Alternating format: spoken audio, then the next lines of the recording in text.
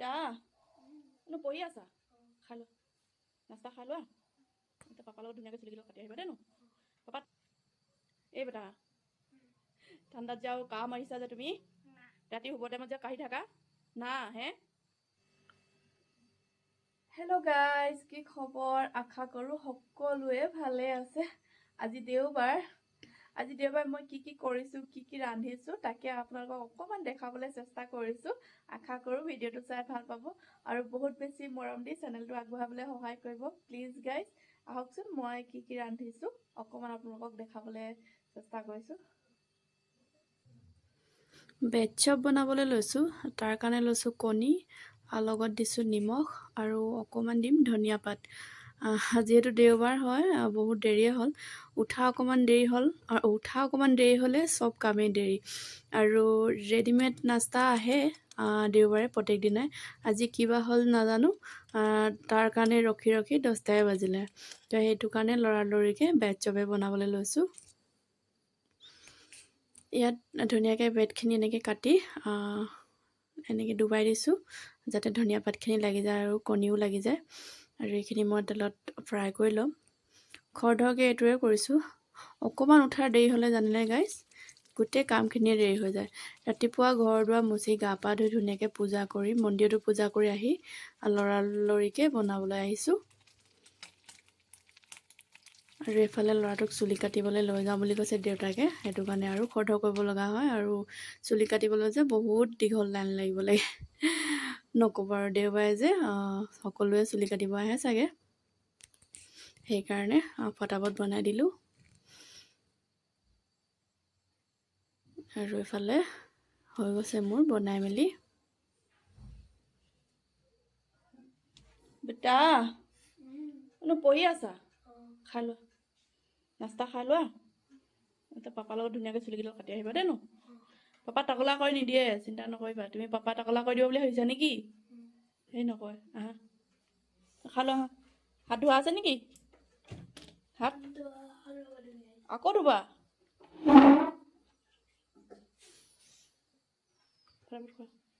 শুনিছা আহা তোমাকো নাস্তা দি দিছোঁ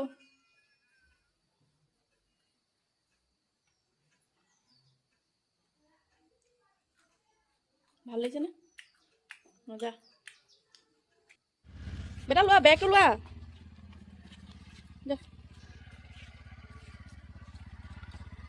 ধুনীয়াকৈ চুলিখিনি কাটি আহাগৈ যা টকলা কৰি নিদিয়ে বাৰু চিন্তা নকৰিবা বাই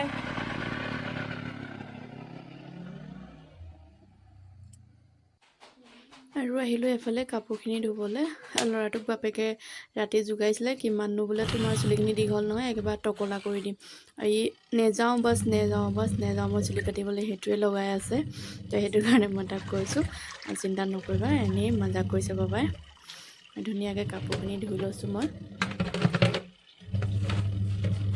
কাপোৰখিনি মেলিবলৈ আহিলোঁ বাহিৰত আৰু ইমান ৰ'দ দিছে গাইজ মই যে ৰ'দ দিলে নহয় কাপোৰ মেচিনত নুশুকাওঁ ৰ'দতে শুকুৱাবলৈ বাহিৰলৈ লৈ আহোঁ হাতে চেপি আৰু এইফালে কাপোৰ মেলিবলৈ এইফালে ল'ৰাটো আহিছে সি চুলি কাটিব গৈছিলে বাপেকে থৈ গ'লহি বাপেক কেনিবা গৈছে চাগে এনো পাপা ক'ত কাক চুলি কাটোতে নিদিলা নেকি কি লৈ আহিছা চাওঁ চুলি কাটি কেনেকৈ কাটিলে চাওঁ চুলিখিনি দেখুৱা চুলিখিনি পিছফালে ধুনীয়াকৈ কাটিলে কি লৈ আহিছে হাতত আইচক্ৰীম দেখুৱা ঠিক আছে যোৱা ৰ'বা তুমি ভিতৰত মই পানী পাতি দিম গা ধুব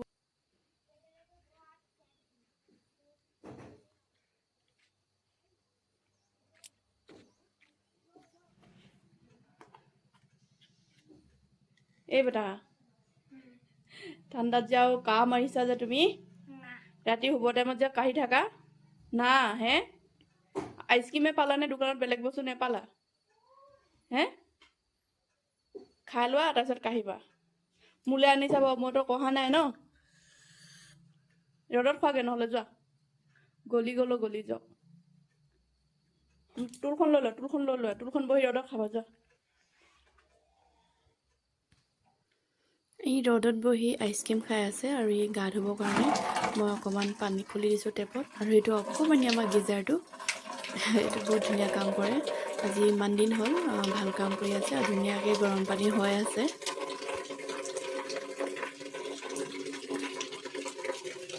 গা পা ধুই টিউশ্যন যাবলৈ ওলালে। দেওবাৰ যদিও নহয়, টিউশ্যন ছাৰজনে নিজে যদি এবচেণ্ট কৰে টিউশ্যন কৰাই দিয়ে দেওবাৰে। আৰু টিউশ্যন গ'ল আৰু মই এফালে ভাত ৰান্ধিবলৈ আহোঁ। গাইজ, মই আহিছোঁ বাৰীলৈ। মই যে কৈছিলোঁ আৰু এখন বাৰী আছে আপোনালোকক দেখাম, তাকে মই বাৰীলৈ আহিছোঁ। কি কাৰণে জানেনে? মই আহিছোঁ চানা গছৰ আগ অকণমান নিওঁ বুলি। চাটনি বনাম আজি খুব ধুনীয়া, আপোনালোককো দেখাম। আৰু বাৰীখনো অকণমান দেখাওঁচোন আপোনালোকক। একেবাৰে কোৱাটাৰ কাষতে, এইফালে কোৱাটাৰ আছে পিছফালে, আৰু এইখন বাৰীখন আমাৰ। ৰ'ব দেই, কি কি আছে দেখাওঁ আপোনালোকক। এইফালে লগাই থৈছোঁ ফুলকবি, এইবিলাক ফুলকবি হয়। ফুলকবি আৰু এইফালেও আছে ফুলকবি। ফুলকবি ডাঙৰ হৈছে আৰু কিন্তু ৰ'দত অকণমান শুই যোৱা নিচিনা হৈছে। আৰু এইফালে আছে বন্ধাকবি। এইফালে বন্ধাকবি যে বৰষুণত এইখিনি গোটেইখিনি জেগাতে বন্ধাকবি দিছিলোঁ, কিন্তু মৰি থাকিলে। বাকী এইকেইটাই আছেগৈ।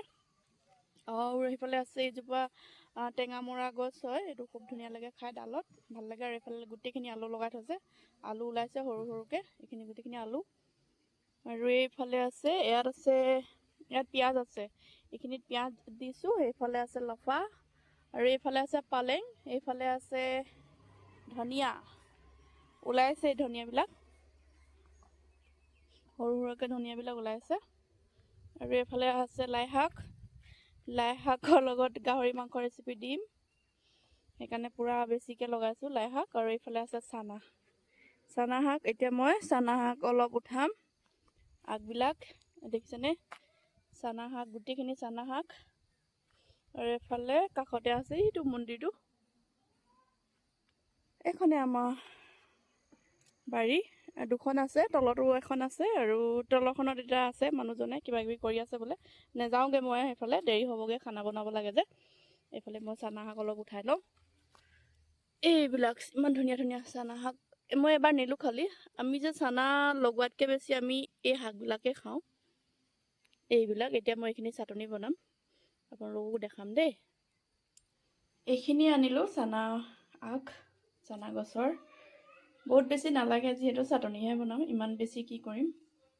ল'ৰাই নাখায়, ইয়াত মই পূৰা জলকীয়া দিম বুলি ভাবিছোঁ। ল'ৰাই নাখায় মানে জলকীয়া দিম যে, সেইকাৰণে নাখায়, নহ'লে জলকীয়া যদি নিদিওঁ খাব বাৰু সি। আৰু কিমাননো জলকীয়া নিদিয়া বনাই থাকিম, আজি জলকীয়া দিম বুলি ভাবিছোঁ ইয়াত। এইফালে গোটা মগু উতলি আছে, নিমখ অকণমান দি উতলাই আছোঁ। আৰু এতিয়া দি দিম মই কলখাৰ, অকণমান কলখাৰ দি দিছোঁ। আৰু এফালে দি দিওঁ আদা নহৰু খুন্দি লৈছিলোঁ, সেইখিনি। এইখিনি আৰু অলপ দেৰি উতলিব দিম, অকণমান ভাঙি দিম মগুবিলাক। আৰু এইফালে মাছৰ মাথা দিম, মাছৰ মাথা ফ্ৰাই হৈ আছে, ইয়াত দি দিম। এইখিনি মাছৰ মাথা মই ধুনীয়াকৈ ভাঙি মেলি ল'লোঁ, আৰু ইয়াত দি দিওঁ এতিয়া মগু দালিখিনিত।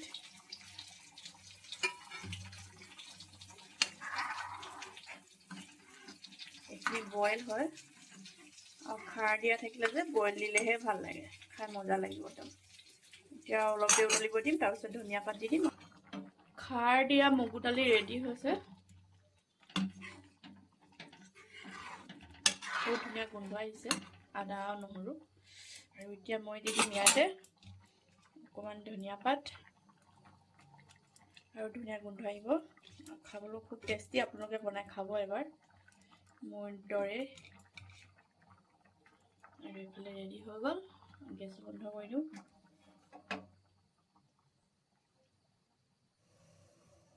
যোৱাকালি অলপ দহি পাতি থৈছিলোঁ জমিবৰ কাৰণে, চাওকচোন কিমান ধুনীয়া দহি বনিছে। দহি কাৰী বনাম, দহি কাৰী বনাবৰ কাৰণে অলপ লাগিব বেচন। দহিখিনি উলিয়াই লওঁ। এইখিনি মই ইয়াত কিমান দহি পাতিছোঁ, এয়া অলপ থৈ দিওঁ, আকৌ মই দহি পাতিবলৈ লাগিব। ইমান ধুনীয়া দহি বনিছে। মই এতিয়া অলপ পানী দিম, পাতলা কৰিছোঁ। অলপ বেচন দিম, অলপ মানে এচামুচ বা আধা চামুচ, এচামুচ। এইখিনি মই ধুনীয়াকৈ গুলি ল'ম। ইয়াত একো নিদিওঁ, বনাওঁতে বেচনবিলাক গোটা গোটা হৈ আছে, এইখিনি মই ভালকৈ গুলি ল'ম। দহি কাৰীখিনি বনাবৰ কাৰণে মই তেল লৈছোঁ অকণমান, লগত কেইটামান জিৰা দিছোঁ। তেলখিনি গৰম হোৱাৰ পিছত এতিয়া দি দিম অকণমান নৰসিংহ পাত। কাৰীত নৰসিংহ পাত দিলে খুব ধুনীয়া গোন্ধ আহে। আৰু এতিয়া দিছোঁ পিঁয়াজ। পিঁয়াজখিনি সৰু সৰুকৈ কাটি দিছোঁ। এইটো মই একেবাৰে চিম্পল কাৰী বনাইছোঁ। যদি আপোনালোকে পাৰে ইয়াত পকৰি কেইটামান বনাই ওপৰত দি দিব পাৰিব, তেতিয়া খাই ভাল লাগিব। আৰু যিহেতু মই আজি মাছ বনাইছোঁ, সেইটো কাৰণে যে মই ইমান হেভিকৈ বনোৱা নাই, একদম চিম্পল বনাইছোঁ। লগতে আদা নহৰু অকণমান খুন্দা দি দিছোঁ। আৰু এতিয়া দি দিম মই হালধি। একেবাৰে চিম্পল বনাইছোঁ, মছলা নাই দিয়া একো। এতিয়া অকণমান দি দিম নিমখ আৰু অকণমান দি দিম হিং। হিংটো আপোনালোকে দিবও পাৰে নিদিবও পাৰে, মই দি দিছোঁ, অকণমান বেছি ভাল লাগে খাই। এইখিনি ধুনীয়াকৈ মই লৰাই ল'ম এবাৰ। আৰু পিঁয়াজখিনি আদা নহৰু গোটেইখিনি ভালদৰে সিজিলে, আৰু এতিয়া মই ঢালি দিম দহিখিনি।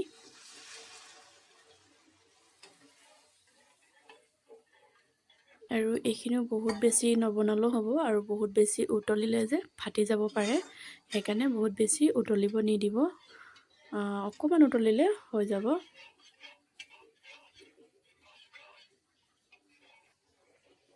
সৰু সৰুকৈ উতল এটা আহিছে, আৰু ইয়াৰ ওপৰত মই ধনিয়া পাত দি দিম, আৰু মোৰ কাৰী ৰেডি।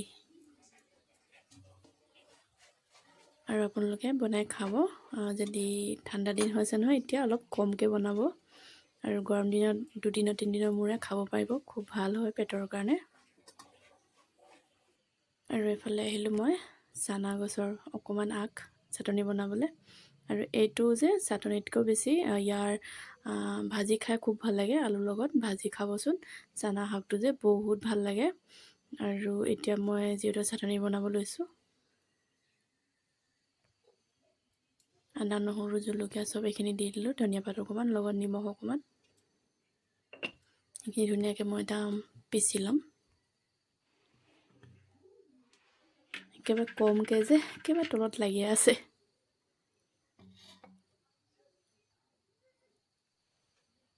আজি দেওবাৰে আমাৰ খানাত কি কি আছিলে আপোনালোকক অকণমান দেখাই দিওঁ।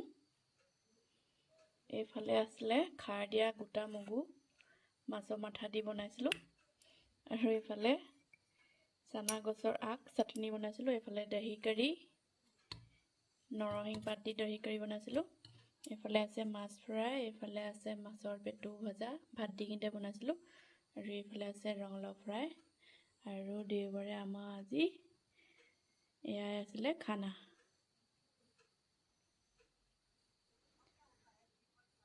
গাইজ আজিলৈ এয়াই আছিলে। বহুত বেছি মৰম দি চেনেলটো আগবঢ়াবলৈ সহায় কৰিব। আৰু এটা নতুন ভিডিঅ' আকৌ আপোনালোকক লগ পাম, আৰু ফেচবুক চেনেলটো ফ'ল' কৰি দিব। আজিলৈ আহোঁ, সদায় হাঁহি থাকিব, আনকো হহাই থাকিব। বাই বাই, ধন্যবাদ।